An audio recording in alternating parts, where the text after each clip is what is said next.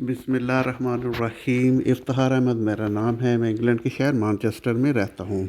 आज जिस टॉपिक के बारे में बात करूँगा वो है स्टूडेंट का एडमिशन और उसकी फ़ीस वगैरह में के बारे में आपसे बात करूँगा। तो अभी मैं चलो बात करते हैं। अभी इसी साल मैंने एक स्टूडेंट का दाखिला करवाया है। तो उसकी फ़ीस, फर्स्ट स्टूडेंट था, उसकी फ़ीस उन्होंने कहा था कि 16,000 पाउंड इसकी सालाना फ़ीस होगी। 8,000 पाउंड उसने पहले जमा कराना है। 8,000 पाउंड का मतलब है कि तकरीबन 26 लाख रुपया उसने पहले जमा करवाना है। इस तरह एक दूसरा स्टूडेंट था, उसकी फ़ीस थी 22 लाख। उन्होंने कहा कि 11,000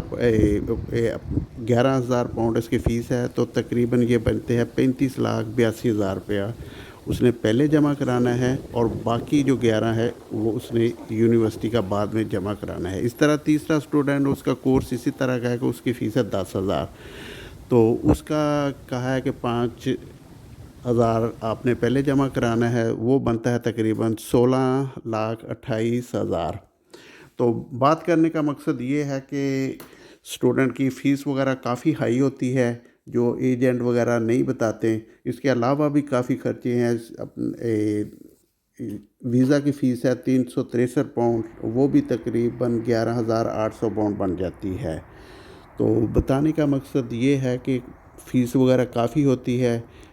तो एजेंट वगैरह ने पैसे वगैरह लेने होते हैं, तो वो उन्हें सही तरीके से बताते नहीं हैं। उन्हें बात का पता होता है कि इस स्टूडेंट के पास इतने फ़ीस नहीं है, लेकिन वो कंसल्टेंटी की फ़ीस वगैरह के चक्कर में उसे अपने पास ले आते हैं, और वो उसे जो होता है 20, 30, 40 जो जितने भी वो उन्होंने उनसे लिए जाए वो ले लेते हैं। लेकिन बाद में पता चलता है कि वो अफोर्ड नहीं कर सकता यूनिवर्सिटी की फ़ीस।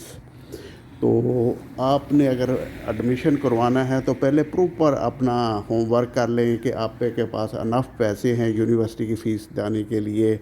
उसके बाद आइल्स पे भी पैसे लेंगे, ये टीवी का टेस्ट होता है, ये अपना वीज़ा फ़ीस वगैरह होती है, फिर एक्सपेंसिव होती है टिकट, क्योंकि उस वक्त बहुत सारे स्टूडेंट इधर आ रहे होते हैं इंग्लैंड की तरफ, तो उसकी फ़ीस वगैरह भी और टिकट की भी प्राइस वगैरह भी काफ़ी हाई होती है। तो कहने का मतलब ये है कि आप पहले होमवर्क करें, तो फिर अपना वीज़ा वगैरह के लिए या किसी कंसल्टेंट के